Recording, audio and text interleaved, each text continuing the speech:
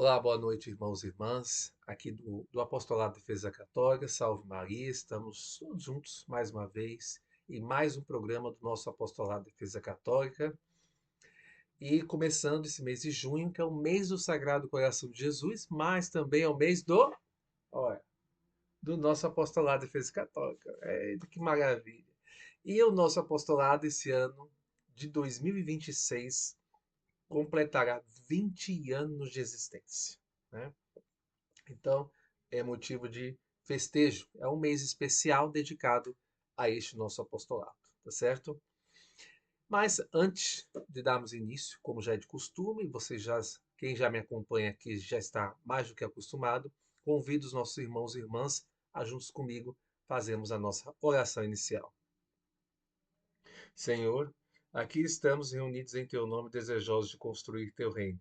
Que o Espírito Santo que enviaste aos nossos corações e mantém viva a tua presença em nós, nos ensine o que devemos refletir e os passos que devemos dar, para que, fortalecidos com tua graça, possamos realizar os teus desígnios.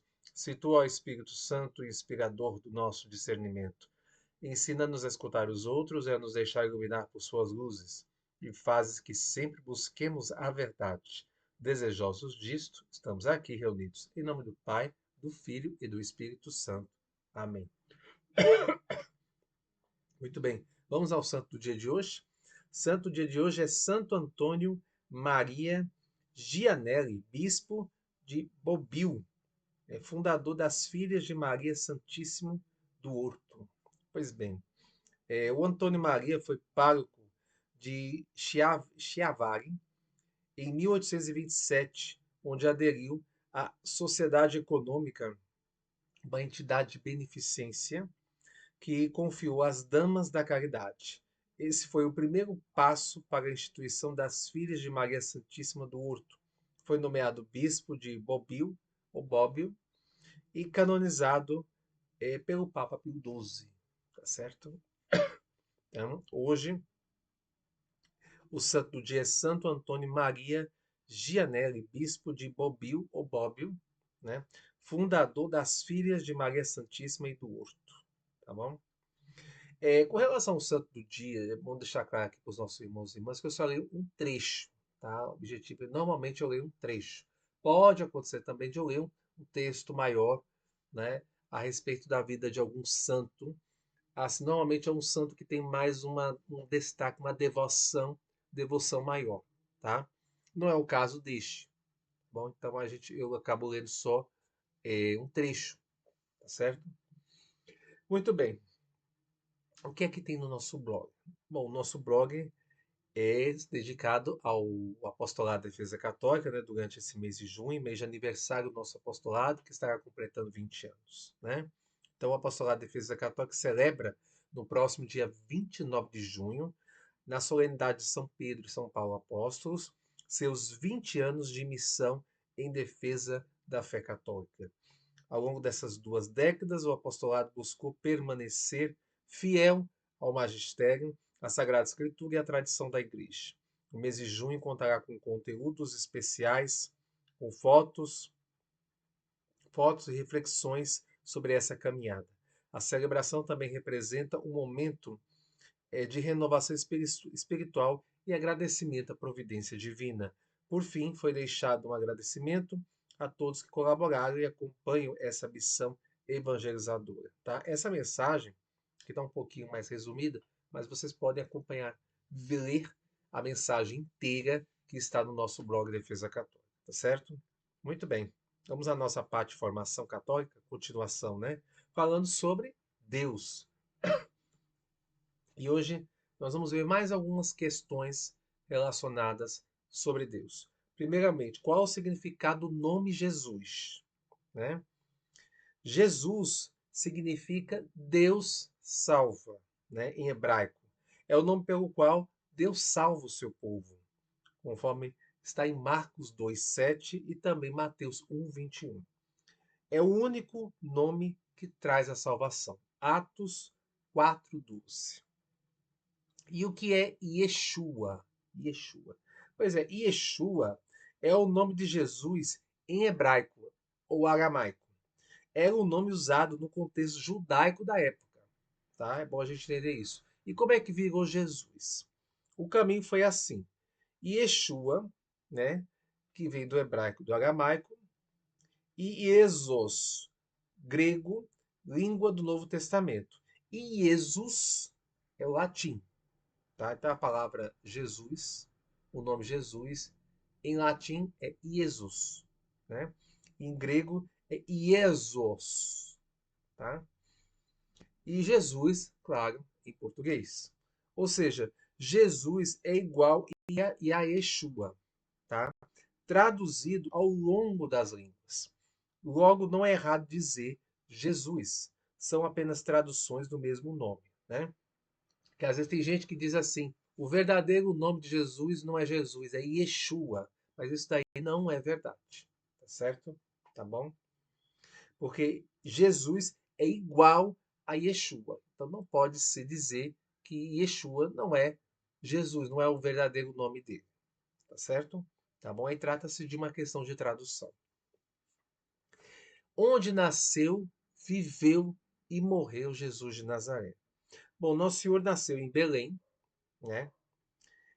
Conforme Mateus 2:1, tendo Jesus nascido em Belém da Judéia, no tempo do rei Herodes, tá? Viveu em Nazaré, voltaram para a sua cidade de Nazaré e o menino crescia e se fortalecia. Lucas 2:39, 39 a 40. Jesus foi criado em Nazaré, tá? Uma pequena cidade da Galileia, depois do nascimento em Belém. Pessoas muitas vezes eram chamadas pelo lugar de origem ou residência, não necessariamente pelo lugar de nascimento. Então, Jesus de Nazaré, ou Jesus Nazareno, significa Jesus que vem de Nazaré, tá? Ou que viveu em Nazaré, não que tenha nascido lá. E Jesus, ele foi morto em Jerusalém, na Palestina, aproximadamente no ano 4 antes de Cristo. Não convém que o profeta morra fora de Jerusalém. Lucas 13:33, tá certo? Na próxima semana a gente vai entender essa questão de que Cristo, de fato, nasceu no dia 25 de dezembro, né? Na próxima semana a gente vai ver isso, tá bom? Vamos às nossas notícias católicas da semana, né? Desde o último dia 31 de maio até a data de hoje. Pois bem, no dia 1º de junho, o Vaticano divulgou mensagem especial pelos 10 anos da exortação Amoris Laetitia do Papa, né, Papa Francisco. O Papa reafirmou que a família continua sendo caminho essencial de santidade, tesouro da Igreja e da humanidade, e pediu que as comunidades acolham e acompanhem todas as famílias, inclusive as que vivem em dificuldades. No último dia 2, houve uma audiência com bispos da América Latina e Caribe. Pediu que sejam pastores próximos, não administradores distantes, que defendam a vida, a terra e os pobres e trabalhem contra as desigualdades e violências. Citou novamente a encíclica Magnificat Humanitas como guia para a ação social. Houve também nessa data, na audiência com os bispos, um esclarecimento oficial sobre a missa tridentina. Repetiu que ela faz parte da tradição, mas que o uso deve ser em comunhão com toda a igreja.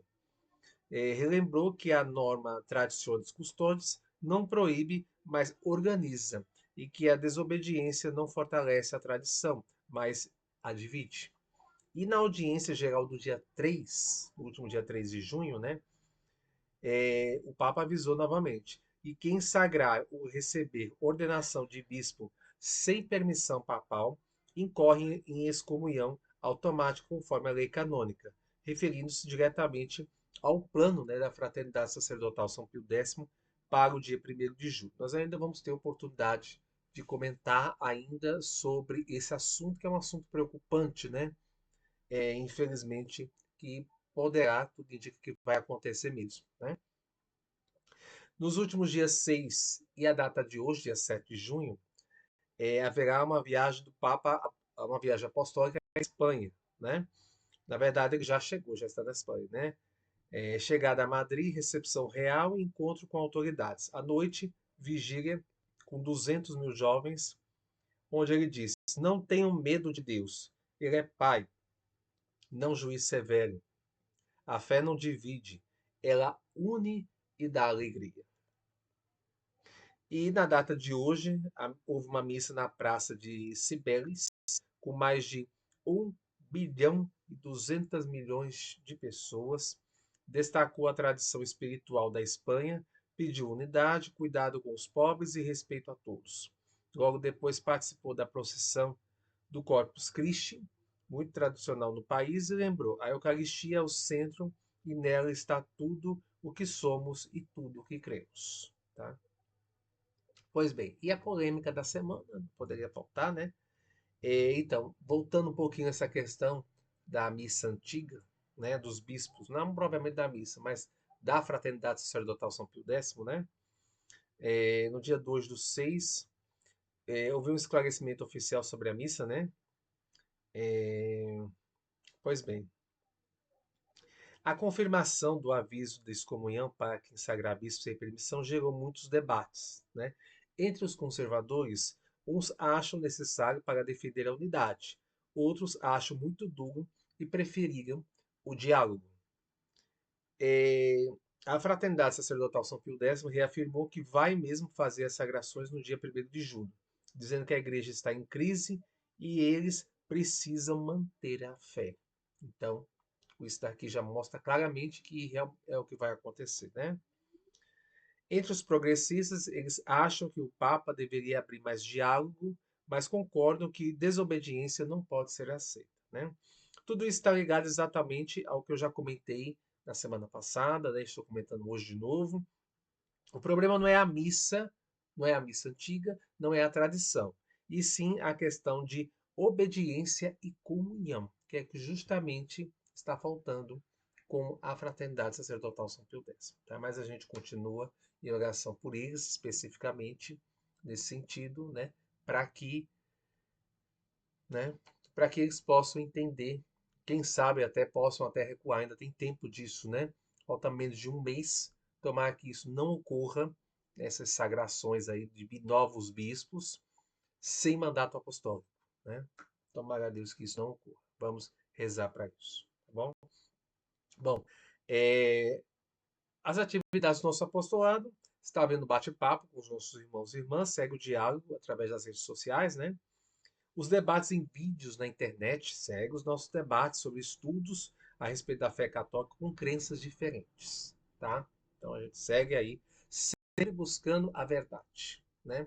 Entendendo que Cristo é o caminho, a verdade e a vida, João 14:6. Mas que também a igreja é a coluna e sustentáculo da verdade. 1 Timóteo 3,15. Então a gente precisa entender isso, tá? Os debates são sempre baseados em argumentos. Nunca é na base do achismo, na base de mentiras. Não existe isso aqui com o nosso apostolado de defesa católica. Tá certo? Também tem o nosso apostolado pessoal e virtual. Quem quiser realizar o mesmo, seja de forma virtual ou presencial, a combinar comigo, sábado ou domingo, tá bom? E o nosso programa do apostolado, normalmente aos domingos, às 8 horas da noite, tá certo? Tá bom? Muito bem, vamos agora ao nosso momento de pedido de oração. Vocês, meus irmãos e irmãs, que tenham pedidos aí de oração para fazer, aproveitem esse seu momento, tá? A gente reza por todas as almas do purgatório, em especial pelos meus pais e pelo meu irmão, também pela recuperação da saúde de todos e de todas, em especial pela minha saúde, e também me pediu hoje, né, um irmãozinho da igreja pediu para rezar na intenção de uma mulher, então já vamos rezar. O nome dela é Josefa Helena de Lima. A gente reza pela saúde desta senhora, Josefa Helena de Lima.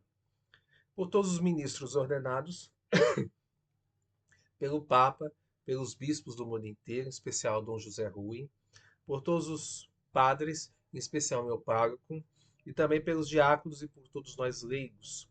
A gente reza especial também pelo nosso apostolado de defesa católica, né, que está perto de completar 20 anos de existência, e também pela conversão de todos e todas a única Igreja de Cristo, que é a Igreja Católica, que assim Deus possa atender a todos os nossos pedidos, ontem, hoje e sempre. Amém. Pater noster, quis in celis sanctificetur nomen tuum, adveniet regnum tuum, fiat voluntas tua sicut in cielo et in terra. Pane nostrum quotidianum da nobis hodie, et dimitte nobis debita nostra, sicut et nos dimittimus debitoribus nostris, et ne nos inducas in tentatione, sed libera-nos a malo. Amém. Ave Maria, gratia plena Dominus tecum, benedicta tui mulieribus, et benedictus fructus ventris tui, Iesus. Santa Maria, Mater Dei, ora pro nobis peccatoribus, nunc et nora mortis nostre. Amém. Glória, Patri et Filio et Spiritui Sancto, sicut erat in principio et nunc et semper, et in saecula saeculorum. Amém.